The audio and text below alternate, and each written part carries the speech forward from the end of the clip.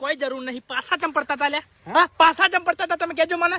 એટલે સીબે ડગલો પાછો પડતો હોય ને એટલે સમજી લેવાનું કે હીરો તડપ મારવાની તૈયારી હોય અને તમે આખા પ્રોગ્રામ ની પથારી ફેવરી નાખી. એટલે આ સી હપ્તા ડગલો પાછો પડ્યો તો તાણી જો આયરેક બિકુણ ડોહા જોઈને પાછા પડતા હતા.